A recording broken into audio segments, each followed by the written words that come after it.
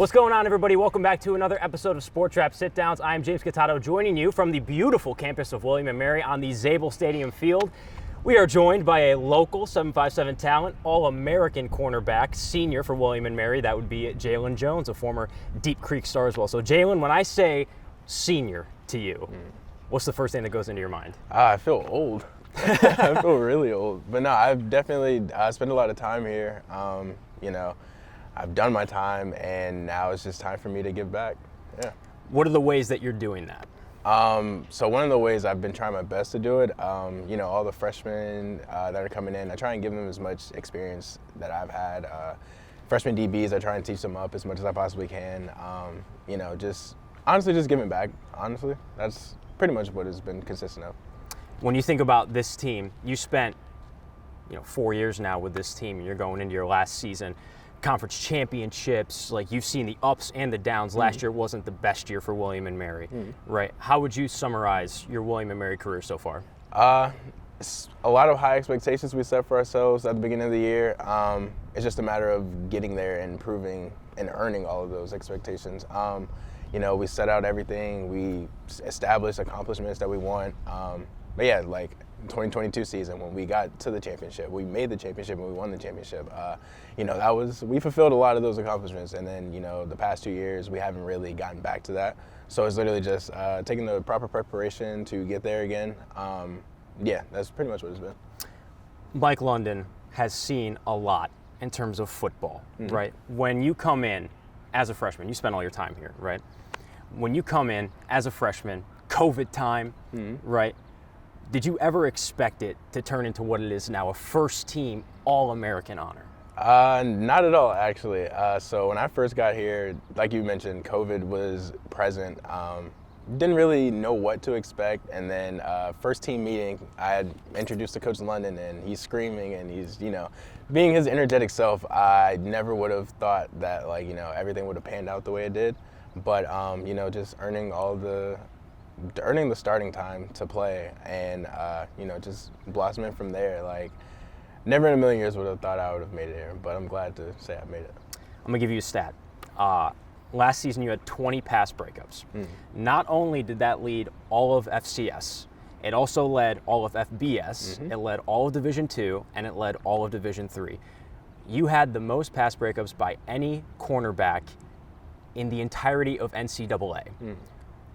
When you think about that, what I just said to you, what rushes through your mind? It's a crazy thought, because you always expect the FBS, they're on top, blah, blah, blah. I kind of expected it to happen, though. I put in a lot of time, a lot of effort studying, my opponents and, what I could anticipate throughout the game. So as the weeks progressed and I kept seeing my name at the top of that leaderboard, I was like, this is what I manifested for myself. So yeah, just bringing the preparation every week, staying the course, trusting myself, believing in myself, and believing in the coaching that I got as well.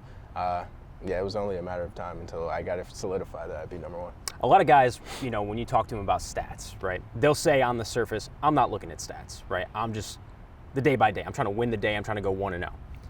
But you're saying that you were looking at those leaderboards throughout the weeks. Yeah, so I'm usually not a stat guy, but when you're leading the entire country in a stat, it's kind of like, okay, I think I need to look and see if I'm still leading.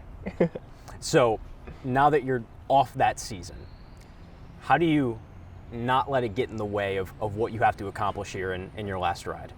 Yeah, there's going to be a lot of speculation around my name, a lot of talk about me, and just kind of, maybe opponents shying away from me or whatever. I kind of just still approach it the same way. I'm a human being just like they're a human being. I try and look at it with that simple mindset. Because at the end of the day, it's just, it's just really simple at the end of everything. And I try and keep a simple mindset.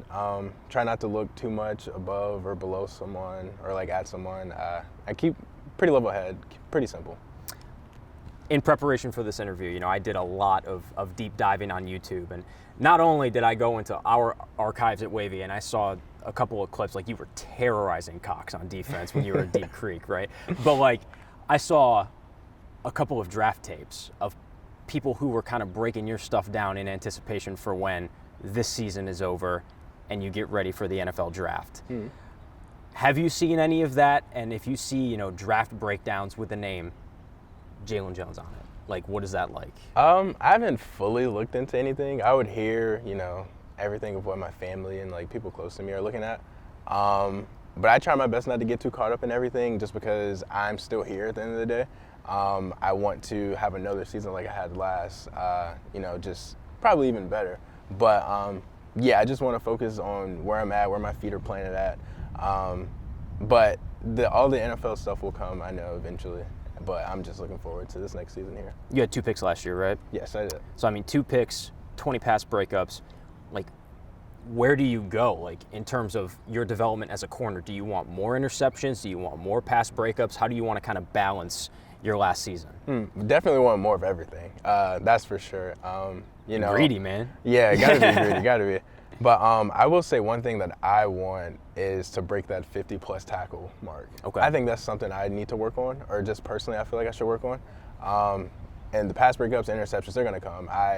Like I said, preparing for everything, I'll put myself in a good position to pick up the pass breakups, pick up the interceptions. But tackling is like one of our key focuses on defense, and so I want to like really solidify that one for myself. So when it comes to your workout on a day-to-day basis, and kind of the whole point of this podcast is to kind of dive into further than the athlete a little bit, what you just see on the field, because I think a lot of fans will see box scores and then associate you with those numbers, right? When you're off of this field and you're practicing, you're putting in that work, how does Jalen Jones lead the country in pass breakups? How does he get interception seasons? How does he get to that 50 tackle mark that he's so desiring to reach?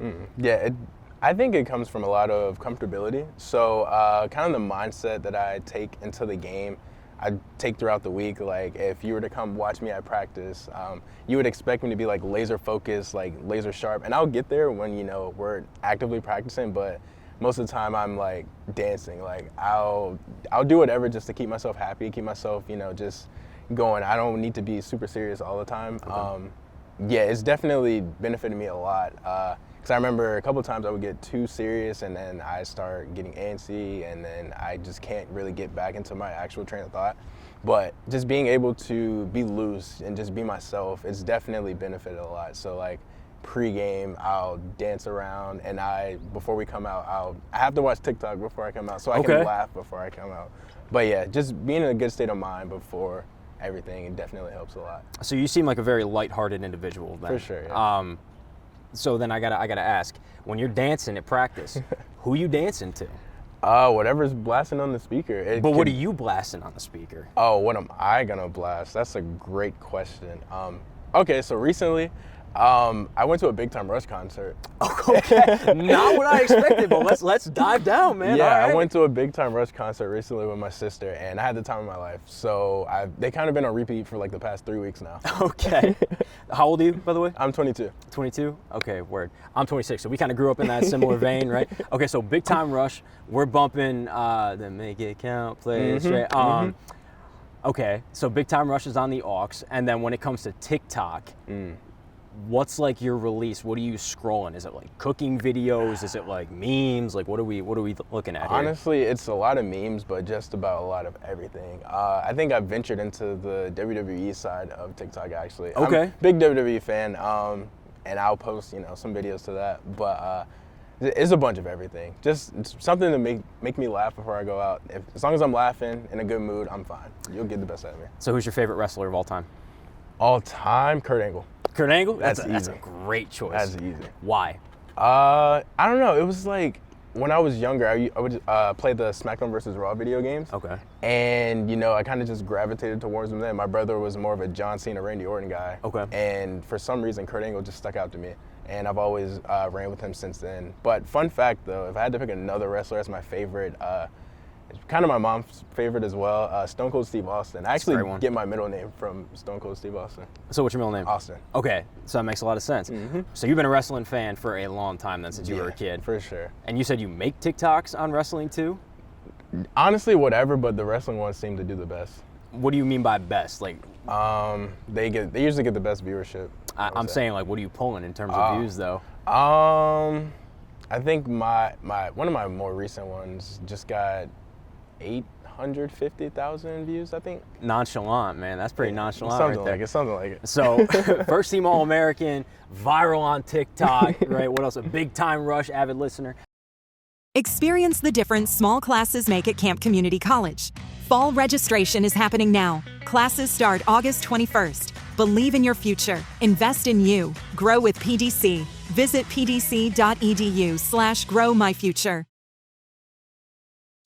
So that's kind of you off the field then, right? You are kind of just locked into the wrestling space. You're trying to have a good time. What else do you do to keep your mind off football? Because there's so many guys that when I ask them that question, right, they'll be like, oh, I'm on the college football games, or oh, I'm just training, or I'm doing this. And I know you're doing that, obviously, right? But like, outside of all of that, what are you doing off the field to kind of take your mind off football? I spend a lot of time with my family.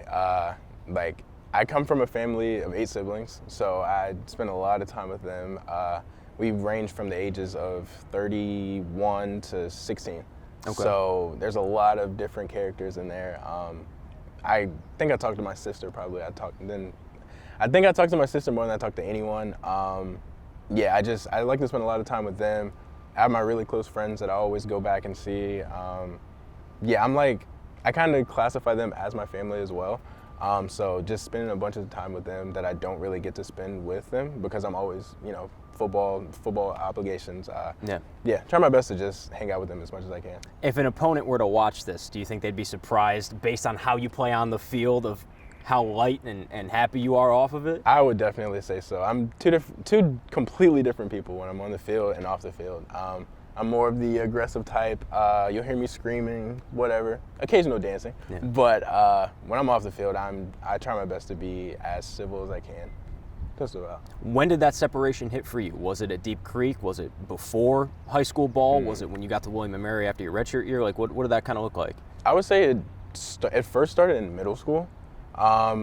Just being around a different group of people, I kind of realized that I need to, I'm not gonna say fit in, but I can be myself while adjusting to a certain space. And then when high school came around, I was like, okay, yeah, I'm definitely comfortable with myself. And if you don't like who I am, then I'm sorry, but this is who I am. So, yeah. When you think about your time back at Deep Creek and playing ball, I was actually just talking to a couple of schools out in the Southeastern District yesterday. First of all, that district has always been loaded. For sure. What do you think of when you think of that time at Deep Creek? It was definitely a big developmental process. That was back when I didn't know what position I wanted to play. I played both receiver and corner back in high school. I always thought receiver was the flashy. I want to catch all the touchdowns, and that's what I wanted to fit myself in. And me playing corner, it was kind of just natural. I had always been guarding my brothers, my family members all the time. And, just playing corner was a natural thing. That's what Coach Dowling discovered. But yeah, big developmental process. I grew into my body, I would say. I went through my last growth spurt there. So yeah, just everything that I had to go through, or grow through, I should say. Yeah, I figured it out then, and by my senior year, I was pretty content with everything. I know that you just said you don't really watch, all of the breakdowns with the NFL draft stuff and everything like that, but if you had to give yourself a pro comp right now, who would it be as a DB? Ooh, that's a great question. Does that player have to actively be playing? No, it could also be somebody that you grew up kind of idolizing a little bit and trying to mold your game after, a receiver, DB, whatever it is, because I know you said you flipped between both positions in high school. Okay, so as a Cowboys fan, there was one specific cornerback named Byron Jones, same last name. Yep. I always saw similarities between us, the both of us, and I don't want to say I modeled my game after him, but he was one of those ones that you didn't really hear his name much because he was doing his job. That's what he was going to be doing all game. And yeah, I think that's a good comp for me. Do you like being an under-the-radar player? I mean, it's kind of hard for you to be under the radar now considering the national attention that you've received. But was that always kind of your style? It's just fly under the radar, be productive, and then, let the chips fall where they may? That definitely was a part of my identity. I think for the longest time I operated that way, and the last game of the season, it kind of felt that way. Coach October, he always says it to me. He told me the game plan was to stay away from my side, and that's just because he knew I was going to do my job. And yeah, it felt pretty under the radar, pretty boring sometimes, but you know, it just means I'm doing my job at the end of the day. You know, when Coach October was walking through on the grandstand, and he asked Jack, you know, who are you interviewing? Jack was like, Jalen, and he was like, it's the right interview. He's really good, right? Coach October is somebody who comes into this offense back at William & Mary, but he just led Richmond's offense to a CAA championship, right? When you think about the opportunities for the growth of this offense and this team, as a DB who gets to work alongside it and against it every day, how much does that excite you? It excites me a lot. Like I'm seeing the growth. I'm seeing the process of learning a new offense, executing a new offense to the way that he wants it. He brings a new fire to the team, a lot of energy. I try my best not to laugh at him when he's, you know, screaming at the offense to, you know, perform properly. But yeah, I definitely love it. And like I said, or like we've been saying, he's a really great coach, and bringing that championship mentality back over here, it's what we've been wanting. It's what we've been looking forward to. So, as a DB, how much of a compliment is it? Hey, we're not throwing to your side. It's definitely a compliment when you think of it after the game, but during the game, it's like, what am I gonna do? I have to go figure out something to do because, yeah, they're just shying away. But have you thought about these moments coming onto the field, first of all, for the first time of your last ride, but then also the last time of your last ride on senior night? Have you thought about what that's gonna look like? I didn't start thinking about it until Coach Reed, our strength coach, said before our last summer workout that it was our last summer workout, and that was when all the memories started flooding back in. Now I'm in that mode of like, I'm going through my last training camp. It's definitely starting to settle in. I'm trying my best not to think too much about it because I will get emotional about it. But yeah, they're starting to settle in, I will say. Are you an emotional guy? I try my best not to be, but I can be if I have to be. Yeah. Given the history of William & Mary, you know, being one of the oldest colleges, second oldest college right in the country behind Harvard, but then also just the legacy of this program, but also, and I asked you this in the media scrum, you had guys like Malachi Emo, Hollis Mathis, Bronson Yoder, like dudes who had been in this system before you got here, and they were in their 6th year, some guys in their 7th years at William & Mary. Without them now in the system, staple glue guys, and now you're one of those staple glue guys. How do you pass their message on to the younger guys that are coming up and saying, man, this dude's been here forever? Yeah, you know, like you said, really, really staple guys. I got to know them when I first got here. Pretty good guys. Like I saw Bronson recently. You know, I had a really great conversation with him. But yeah, literally just anything that I learned from them and all the successes that they had.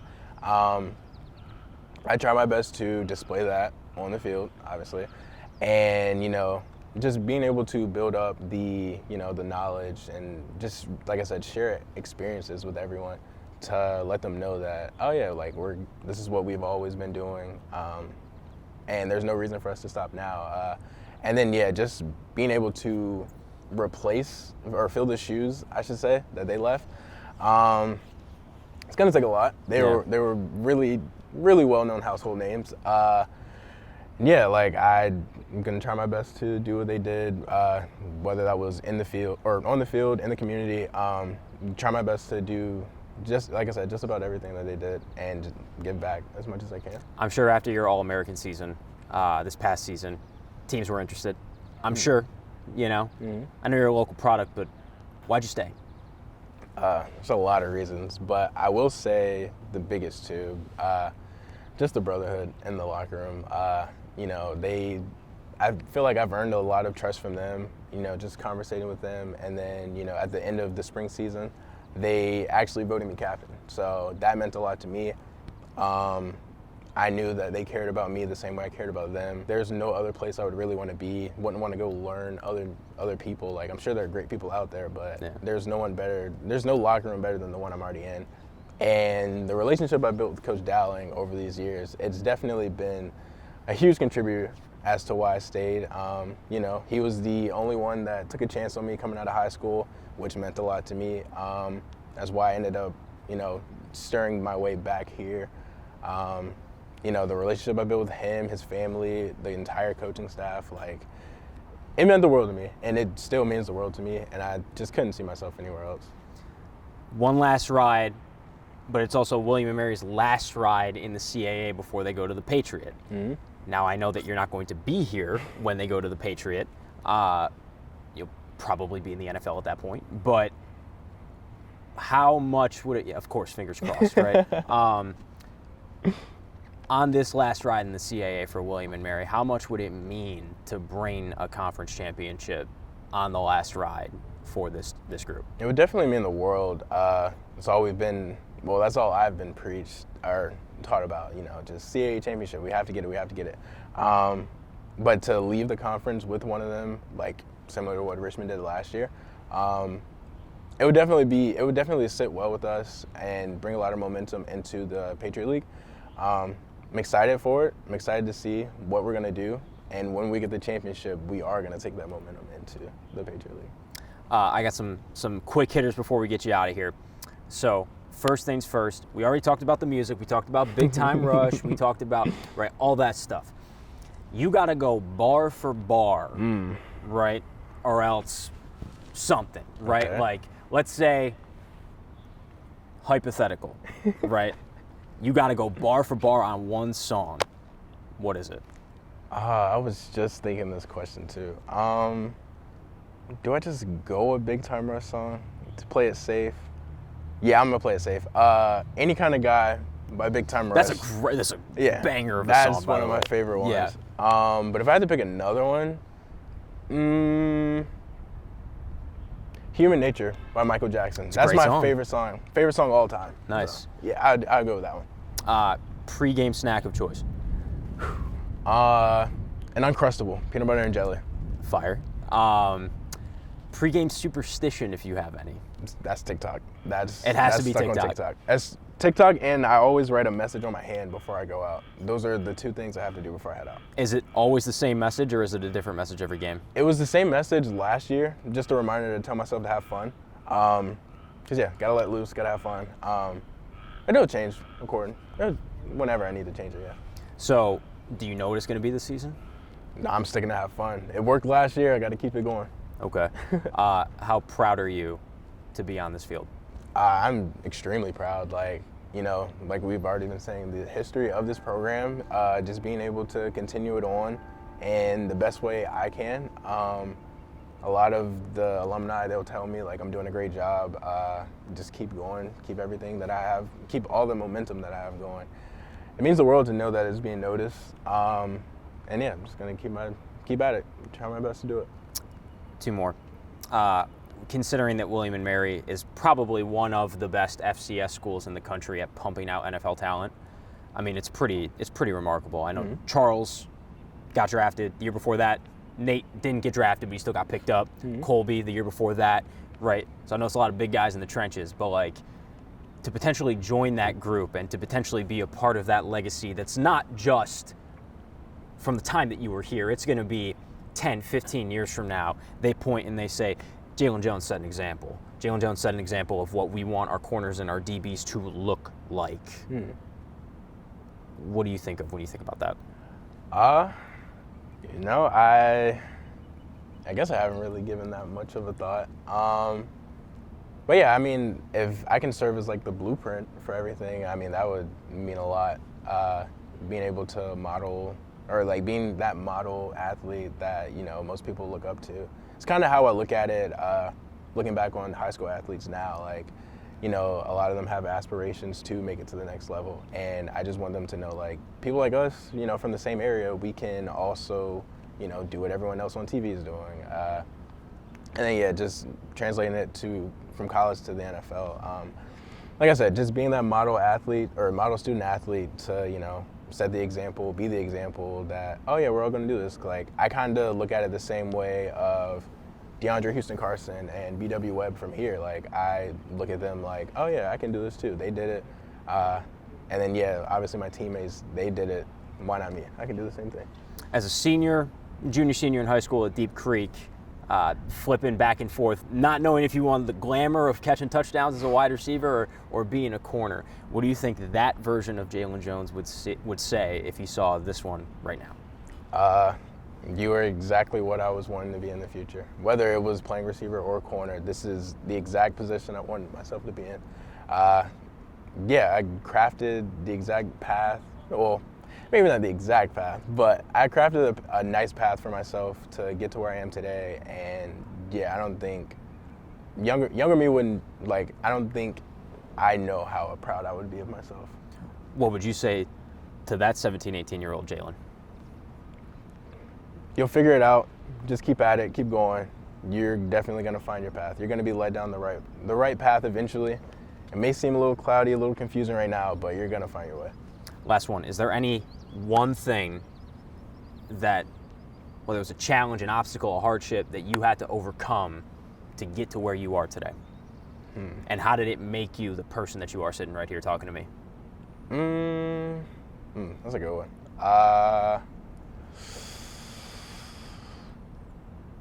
I can relate this back to my family. Just coming from a household with so many people, there's a lot of sacrificing that I had to make, like every single day. A lot of sacrifice, a lot of sharing, a lot of caring for other people, being selfless, giving to them and not to myself. It's definitely, I think that's what helped, build the trust in the locker room. It's definitely become a part of my identity. It didn't like it at the time, wasn't a fan of it, but it definitely helped in the long run. So I would definitely say that's probably the number one. Jalen Jones, I appreciate you, bro. Of course.